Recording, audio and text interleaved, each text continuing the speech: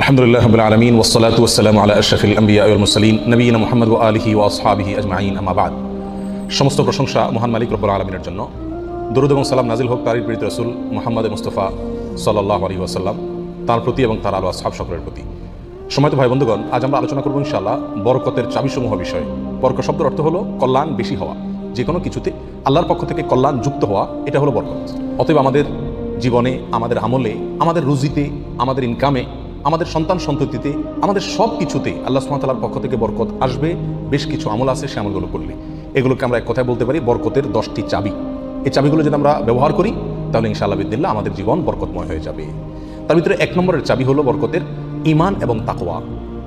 প্রিয় ভাইয়েরা, যখন ঈমান এবং তাকওয়া কারোর মধ্যে থাকে তখন আল্লাহ সুবহানাহু ওয়া তাআলার পক্ষ থেকে বরকতের বারিধারা তার প্রতি বর্ষণ হতে থাকে। আল্লাহ সুবহানাহু ওয়া তাআলা কোরআন কারীমে বলেছেন, ওয়ালাউ আন্না আহলাল কুরা আমানু ওয়াত্তাকাউ লাফাতাহনা আলাইহিম বারাকাতিম মিনাস সামাই ওয়াল আরদ। যদি কোনো জনপদের লোকেরা ঈমান আনে এবং তাকওয়া অবলম্বন করে তাহলে আমি আসমান থেকে এবং জমিন থেকে, উপর থেকে নিচ থেকে, উভয় দিক থেকে বরকতের সমস্ত দুয়ার খুলে দেব। সম্মানিত ভাইরা, এই জন্যই দেখা যায় সারা পৃথিবীতে অন্য ধর্মের মানুষেরা, অমুসলিমেরা কোনো কোনো দিক থেকে অনেক বেশি সুখে শান্তিতে আছে বলে আমাদের কাছে মনে হয়, কিন্তু আসলে সুখে শান্তিতে খুব একটা নাই। বিভিন্ন জরিপ বলছে সুসাইড বা আত্মহত্যার পরিমাণ তাদের মধ্যে বেশি। আত্মহত্যা মানুষ তখনই করে যখন সুখের চাইতে দুঃখের পরিমাণ বেড়ে যায়, কিন্তু মুসলমানদের মধ্যে আত্মহত্যার পরিমাণ অনেক কম।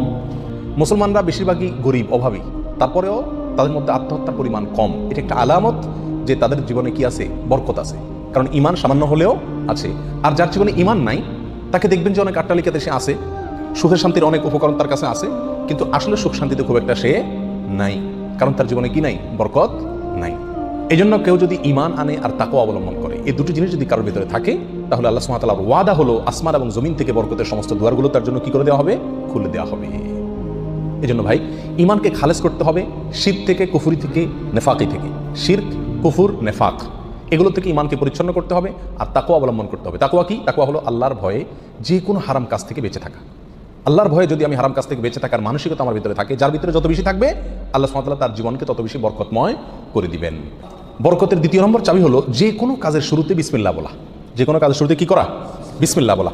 নবী আলাইহিস সালাম বলেছেন, তোমাদের মধ্যে কেউ যখন খানা শুরু করে এবং সে যদি বিসমিল্লাহ বলে তো শয়তান তার সাথে ওই খাবারে যোগ দিতে পারে না, ভাগ বসাতে পারে না। যেটুকু আছে সেটুকু তার জন্য কল্যাণ বয়ে আনে, কল্যাণ করা হয় খাবার।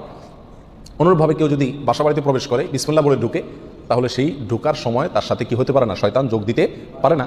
অনুরূপভাবে প্রত্যেকটা কাজে বান্দা যখন ভালো কাজে যখন বিসমিল্লাহ বলে শুরু করে তখন শয়তান সেই কাজে আর অংশগ্রহণ করতে পারে না। আর শয়তান যখন ইন্টারফেয়ার করতে পারে না তাহলে আল্লাহ সুবহানাহু ওয়া তাআলার পক্ষ থেকে সেখানে বরকত আসা খুবই সহজ হয়ে যায়, এটাই স্বাভাবিক।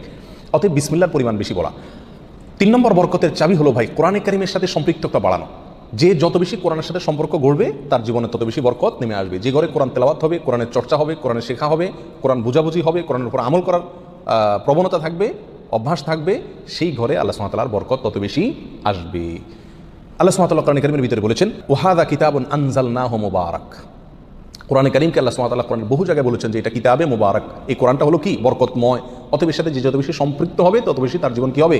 বরকতময় হয়ে যাবে। নবী আলাইহিস সালাম বলেছেন সহিহ মুসলিমের হাদিসে, ইন্নাল্লাহা ইয়ারফাউ বিহাযাল কিতাবি আকওয়ামা ওয়া ইয়াদাউ বিহি আখারিন। আল্লাহ তাআলা এই কিতাব দিয়ে বহু মানুষকে উপরে উঠাবেন, আবার বহু মানুষকে নিচে নামাবেন। অর্থাৎ এই কিতাব কোরআন এটাকে যারা ফলো করবে আল্লাহ তাআলা তাদেরকে মর্যাদা বাড়াবেন, আর যারা ফলো করবে না তাদের মর্যাদা কমাবেন। বাহ্যিকভাবে মনে হবে সুখের সাগরে ভাসছে, আসলে দুঃখের কোনো অন্ত তাদের জীবনে থাকবে না। তাহলে বরকতের 3 নম্বর চাবি হলো কি? কোরআনের সাথে সম্পর্ক বেশি বেশি করা, কোরআন তেলাওয়াত করা, কোরআন বুঝা, কোরআন অনুযায়ী আমল করার চেষ্টা করা। যত বেশি যেই করবে আল্লাহ তাআলা তার জীবনের প্রতিটা পদে পদে তত বেশি কি দিবেন? বরকত দান করবেন। বরকতের 4 নম্বর যে চাবি আছে সেটা হলো ভাই সাদাকা করা, দান করা। কি করা? দান করা, সাদাকা করা। সাদাকা এবং দান করলে বহু হাদিস থেকে বোঝা যায়, জানা যায় যে বিপদ আপদ দূর হয়ে যায়। আমাদের যে কোনো কাজ থেকে, যে কোনো অর্থকড়ি থেকে, যে কোনো উপার্জন থেকে আমাদের কল্যাণটা আসে না, এর একটা বড় কারণ হলো বিপদ এসে যায়। আমি একটা দোকানদারি শুরু করলাম, একটা বিপদ এসে গেল, তাহলে আমার সেখান থেকে কল্যাণটা আর আসলো না। তো বরকত যদি আপনি চান প্রত্যেকটা বস্তুতে, প্রত্যেকটা জিনিসে কল্যাণ আসুক, উপকার হোক জিনিসটা আপনার জন্য, অল্প ছোট চাকরি, অল্প আয়, ছোট ব্যবসা, এর ভিতরেই আল্লাহ তাআলা কল্যাণ দিয়ে দেয়। আপনি যদি চান তাহলে আপনার কি করতে হবে? সাদাকার অভ্যাস করতে হবে। দান করলে মুসিবত এবং বিপদ দূর হয়। তো আপনার ওই অল্প আয় থেকে যখন বিপদ দূর হয়ে যাবে বা বিপদমুক্ত থাকবে তখন ইনশাআল্লাহ বিদিনিল্লাহ সেটা আপনার জন্য কী হয়ে যাবে, কল্যাণকর এবং বরকতময় হয়ে যাবে, ওর ভিতরে আপনার জন্য বরকত থাকবে। অতএব সাদাকার অভ্যাস করা সারা বছর, অল্প স্বল্প হলেও, পরিমাণে খুব অল্প হোক। এক হাদিসে আসলাম আলাইহিস সালাম বলেছেন, খেজুরের অংশ দিয়েও যদি হয় তবুও তুমি সাদাকা করে জাহান্নামের আগুন থেকে বাঁচার চেষ্টা করো।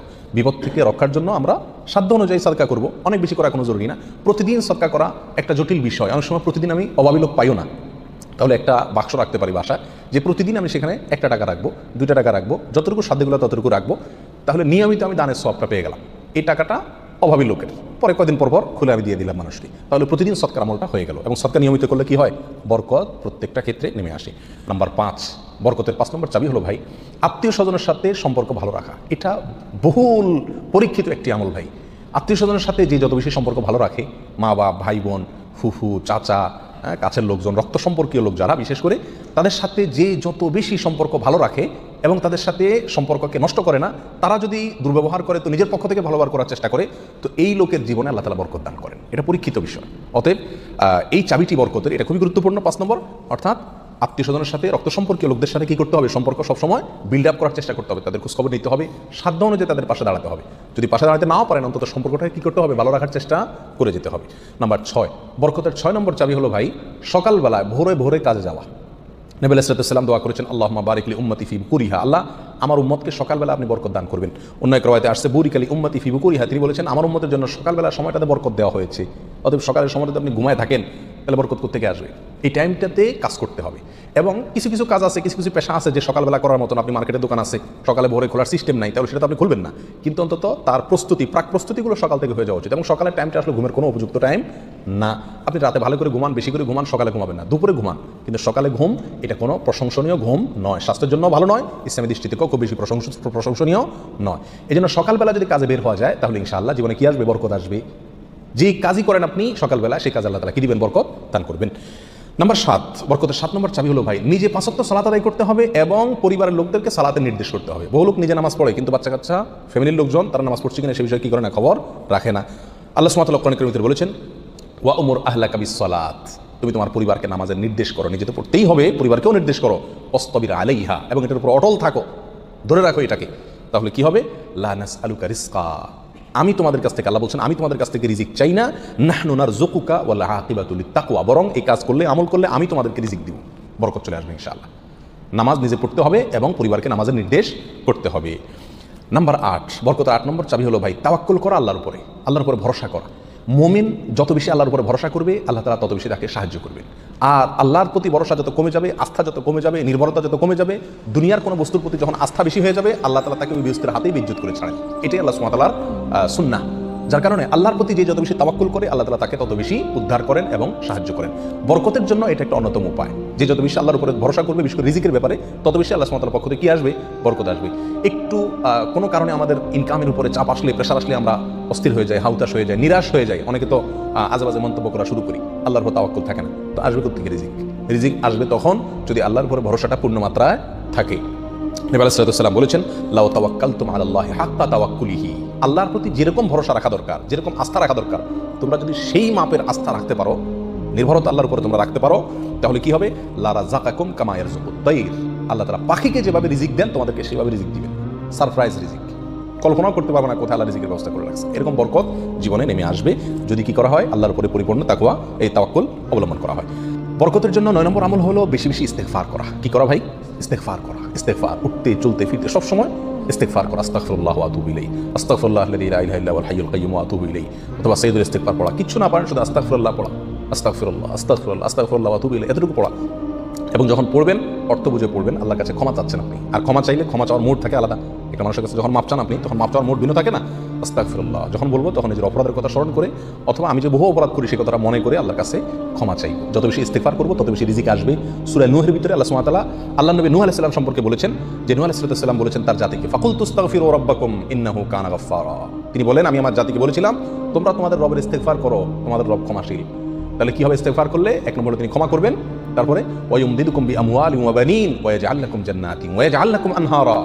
সম্পদ এবং সন্তান, পরিবার, এই দুইটা দিয়ে তোমাদেরকে শক্তিশালী করবেন, রিচ করে দিবেন, সমৃদ্ধ করে দিবেন। ওয়া ইয়াজআল লাকুম জান্নাতিন ওয়া ইয়াজআল লাকুম আনহারা, তোমাদের জন্য বাগবাগিচা দিবেন এবং নহর প্রসবন দান করবেন, অর্থাৎ রুজি রুটির বরকত দান করবেন। সম্মানিত ভাই বন্ধুগণ, বলে ইস্তেগফার করলে রুটি রুজির বরকত হয়, সম্পদে আপনার বরকত হয়, সন্তানে বরকত হয়, পরিবারে বরকত হয়। অতএব ইস্তেগফার বেশি বেশি করতে থাকতে হবে। নবী আলাইহিস সালাম বলেছেন, মাল্লাজিম আল ইস্তেগফার, যে ব্যক্তি ইস্তেগফারকে ধরে রাখবে, সবসময় নিয়মিত ইস্তেগফার করবে, জাআলাল্লাহু মিন কুল্লি দিকিন মাখরাজা, সকল কঠিন মুহূর্ত থেকে বের হওয়ার জন্য আল্লাহ তাআলা তাকে পথ দেখাই দিবেন। ও কুল্লি হাম্মিন ও মিন কুল্লি হাম্মিন ফারাজা, সকল পেরেশানি থেকে আল্লাহ তাআলা তার জন্য প্রশস্ততার পথ দেখাই দিবেন, যদি সে ইস্তেগফারকে ধরে রাখে, এক দুবার পড়া না, নিয়মিত পড়তে থাকে, ধরে রাখে। অতএব বরকতের জন্য বেশি বেশি ইস্তেগফার করতে হবে। 10 নম্বর বরকতের চাবি হলো ভাই, পরিপূর্ণ সালামের ব্যাপক পরিমাণে প্রচলন ঘটাতে হবে, দিতে হবে।